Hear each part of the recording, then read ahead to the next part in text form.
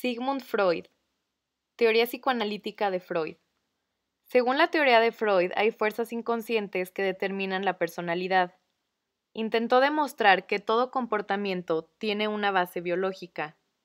Freud decía que para entender la personalidad es necesario exponer lo que está en el inconsciente. Niveles de la mente. Freud presenta 3 niveles de funcionamiento psíquico que son el consciente, preconsciente e inconsciente. La estructura de la personalidad psíquica. La teoría que desarrolló Freud decía que la personalidad consciente de 3 componentes. La primera, que es el ello, dominado por los principios del placer, llamado algunas veces impulsos del inconsciente. Funciona a nivel inconsciente. La necesidad de obtener comida, la agresividad o búsqueda de sexo son respuestas del ello a diferentes situaciones. La segunda, el yo, designa la parte central de la estructura de la personalidad. Es una manera de equilibrar los impulsos sometidos por el ello. Funciona a nivel consciente. Controla las decisiones y acciones. La tercera, que es el superyo, desarrolla a medida que el niño adopta gradual e inconscientemente los valores y normas, primero de los padres y después del entorno social. Engloba también el yo positivo y etapas del desarrollo psicosexual. Y sus características son las siguientes. La primera, la etapa oral, ocupa aproximadamente los primeros 18 meses de vida, y en ella aparecen los primeros intentos por satisfacer las demandas promovidas por la libido. En ella, la boca es la principal zona en la que se busca el placer. La segunda, que es la etapa anal, esta etapa se producirá desde el fin de la etapa oral y hasta los 3 años de edad. Se trata de la fase en la que se empieza a controlar el esfínter en la defecación. La tercera, que es la etapa fálica, esta fase pulsional duraría entre los 3 y los 6 años, y su zona erógena asociada es la de los genitales. La cuarta, que es la etapa de latencia, esta fase empieza hacia los 7 años y se extiende hasta el inicio de la pubertad. La etapa de latencia se caracteriza por no tener una zona erógena concreta asociada, y en general por representar una congelación de las experimentaciones en materia de sexualidad por parte de los niños. La quinta, que es la etapa genital. La etapa genital aparece con la pubertad y se prolonga en adelante. Está relacionada con los cambios físicos que acompañan a la adolescencia. Además, en esta fase del desarrollo psicosexual, el deseo relacionado con lo sexual se vuelve tan intenso que no se puede reprimir con la misma eficacia que en etapas anteriores. Melanie Klein. La perspectiva de Melanie Klein nos dice que el desarrollo de la personalidad se da según la superación de etapas tempranas de la niñez, y estas pueden sugerir, en la etapa adulta de la superación de estas, llevar a la ansiedad, culpa, envidia, etc. Estos nos ayudan a tener un equilibrio. Klein propone la teoría de las relaciones objetales. Esta teoría es más maternal, ya que da más importancia a la intimidad y a los cuidados de la madre. Se basa en 2 impulsos: instinto de muerte, agresión, e instinto de supervivencia. Klein dice que los bebés poseen agresión innata que se da en los primeros meses, y el instinto de muerte se representa mediante fantasías complejas y destructivas. Klein propone que hay ciertas fases de desarrollo del bebé que son la esquizoparanoide, que se da de los 3 a los 4 meses, y es cuando ve a la madre como un objeto parcial, y a diferencia los objetos externos, como buenos o malos. A esto se refiere con el pecho malo, que es cuando se siente perseguido, demostrando agresividad, y con el pecho bueno. Y la otra fase, en la depresiva, que se da de los 4 a los 6 meses, es cuando la madre deja de ser un objeto parcial, para convertirse en un objeto total, y en ese momento se da cuenta que el objeto que ama y odia es la misma, a su madre, y por eso se genera un sentimiento de culpa. Winnicott. Su principal postulado era la importancia del medio ambiente en el que se desarrolla emocionalmente un niño y considera que las fallas ambientales son la etiología principal de los diferentes cuadros psicopatológicos. Winnicott propone funciones maternales, pero las primordiales son tres. La primera es el sostenimiento o sostén, conocido como holding. Este es un factor básico del cuidado materno que corresponde al hecho de sostenerlo emocionalmente de manera apropiada. La segunda función es la manipulación o manejo, conocida como handling. La manipulación facilita la coordinación, la experiencia del funcionamiento corporal y de la experiencia del self. La manipulación también favorece la personalización del bebé. La tercera función es la presentación objetal, conocida como Object Presenting. Consiste en mostrar de manera continua los objetos de la realidad infante para que logre hacer real su impulso creativo. Winnicott hace una diferencia entre un self verdadero y un self falso. El verdadero self surge como consecuencia de la devoción hacia su hijo por parte de una madre suficientemente buena. En esencia, de él surgen los gestos espontáneos y las ideas personales.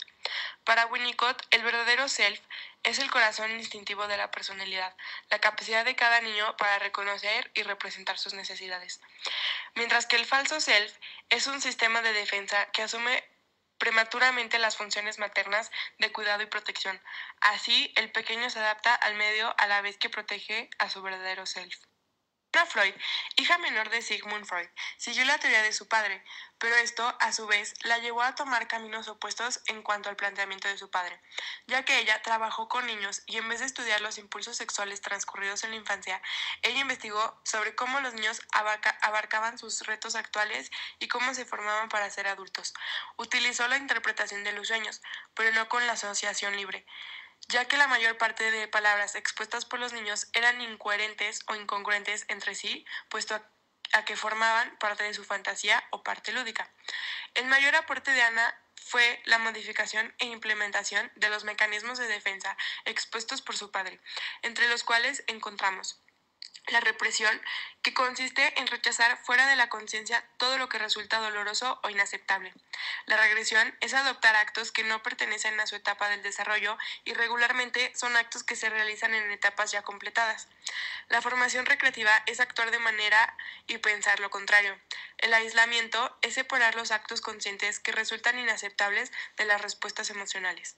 La anulación consiste en la realización de un acto determinado con el fin de anular o reparar el significado de uno anterior. La proyección consiste en atribuir a otros y en general al mundo exterior motivaciones que se rechazan o no se reconocen en uno mismo. La introyección es adoptar características como nuestras. En el caso de los niños, introyectan los actos de los padres. La vuelta contra sí mismo es culparse a sí mismo o autoflagelarse de alguna manera por impulsos externos. La sublimación no es más que una forma de satisfacción de una necesidad a través de un sustituto.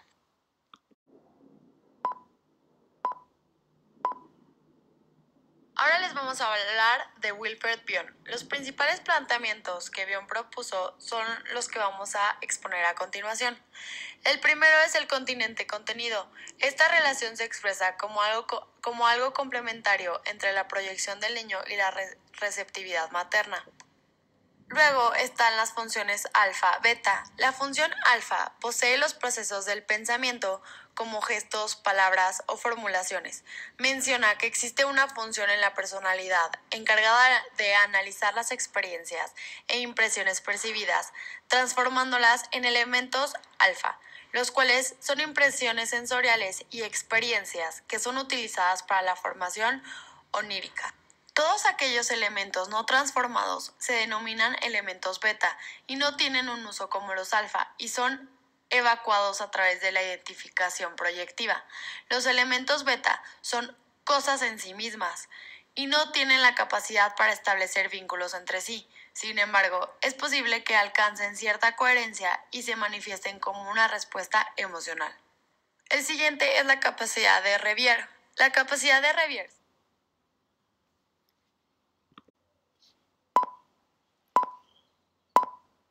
se refiere a la capacidad que posee la madre para interpretar las emociones de su bebé y sus respectivas necesidades, saber cómo se siente y predecir cómo se va a sentir. Después sigue el objeto bizarro. Durante este proceso es la identificación proyectiva. Patológicamente se produce la disociación de las partes yoicas, dándose lugar así a una multiplicidad de fragmentos minúsculos que se proyectan violentamente en el objeto, que es el splitting. Estos pedazos, al ser expulsados por la identificación proyectiva patológica, crean una realidad poblada de objetos bizarros, en realidad que se toma cada vez más dolorosa y persecutoria. Luego sigue el espacio mental. Se requiere desarrollar el pensamiento y desarrollar el aparato mental para poder manejar estas experiencias. El siguiente autor que vamos a hablar es Heinz Hartmann. En la psicología de Hartmann, el psicoanálisis se convierte en una psicología general. Su teoría se basa en los aparatos innatos del yo, en el yo con estructuras. También hace diferencias entre catexias del yo y las catexias del self. Hartmann creía que el yo incluye capacidades innatas para las funciones tales como la percepción, atención, memoria, concentración y lenguaje. Hay funciones autónomas, primarias y secundarias. La diferencia entre el self y el yo es que el yo es innato y el self se construye. El yo es una subestructura de la personalidad, organiza y controla la movilidad y la percepción del mundo exterior y de sí mismo. La palabra self indica las formas en las que el individuo reacciona ante sí mismo, en que se percibe, piensa y valora a sí mismo, y cómo mediante diversas acciones y actitudes trata de estimularse o detenerse. La adaptación, las funciones del yo y el narcisismo son las tres principales aportaciones más importantes de Hartmann. Bueno, está la adaptación, que es la manera en cómo se enfrenta a un problema. Puede ser progresiva. Existe el desarrollo, crecimiento, realidad, inteligencia y creatividad. Y luego está la regresiva, que son antecedentes para lograr la adaptación y duran mientras se resuelve el conflicto. Luego están las funciones del yo, que es cuando el sujeto está capacitado para reconocer y tolerar la ausencia del yo. Se emplea en el mundo interno para recordar al objeto ausente, para satisfacer momentáneamente ciertas necesidades. Luego está el narcisismo. La energía libidinal se dirige a sí mismo. Es una relación entre el yo y uno mismo. El narcisismo primario es cuando el sujeto piensa que no existe nada más que él. Y luego el narcisismo secundario se reconoce al objeto, pero el sujeto se supone autosuficiente. Todo lo merece y no reconoce lo que el otro hace. El siguiente autor del cual vamos a hablar es de Jacques Lacan. Él decía que el lenguaje determina el sentido y genera las estructuras de la mente. Él habla de los términos lingüísticos y dice que el lenguaje es el resultado del habla, que es el idioma, más la lengua, que es toda la comunicación humana. Y el signo lingüístico es la unidad fundamental del lenguaje. Él dice que el signo lingüístico está dividido en dos: en el significado, que es el elemento conceptual del signo, del contenido y del concepto, y el significante, que es la imagen acústica y es la representación mental. Para Lacan, el significante es primario y produce el significado. El lenguaje no es un sistema de signos, sino una cadena de significantes. Los significantes nunca son iguales porque cada persona tiene una imagen mental distinta. Lacan afirma que los significantes se combinan en cadenas de significantes siguiendo las leyes de la metonimia. Bueno, él habla del estadio del espejo y se describe la información del yo a través del proceso de la identificación. El yo es el resultado de identificarse con la propia imagen. Es la percepción que cada ser humano tiene de sí mismo y es congruente con la noción de su ego. Se llama el estadio del espejo porque Lacan decía que la noción que el individuo tiene de su apariencia corporal y su personalidad solo se logra a temprana edad viéndose reflejado en un semejante. El yo es inicialmente un otro. La identificación espacial del infante con una imagen crea para el sujeto la sucesión de fantasías que se extienden a partir de una imagen-cuerpo fragmentada a una forma en su totalidad. Bueno, él también habla del fantasma, y es cuando el sujeto cree ser lo que refleja la mirada de la madre, cuando en realidad se identifica como algo que no es, como un fantasma.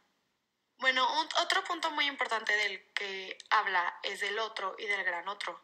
El otro es un semejante, es una imagen especular, es la mirada del semejante y es el yo ideal. Por ejemplo, en este caso es el de la madre. Luego habla del gran otro, que al principio debe estar encarnado en un sujeto, que es el del otro, y después se va a la ley, y es el ideal del yo.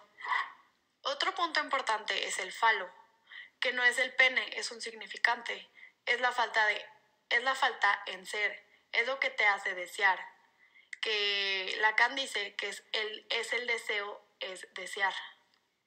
Luego Lacan habla de lo real, lo simbólico y lo imaginario.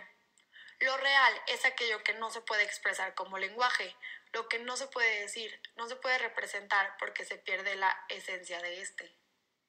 Luego, lo imaginario habla de la identificación espacial que inicia en el estadio del espejo y es instrumental en el desarrollo de la agencia psíquica, es la ley y la cultura. Por último viene lo simbólico, que es la estructura del lenguaje en sí. Tenemos que entrar en él para poder convertirnos en sujetos que pueden hablar. Para él, lo simbólico y lo imaginario se superponen. Bueno, Lacan también habla del complejo de Edipo y él dice que se divide en dos etapas, que es la alineación y la separación. Y dice que es de suma importancia la función simbólica del padre, y el falo es imaginario y es un sujeto de deseo.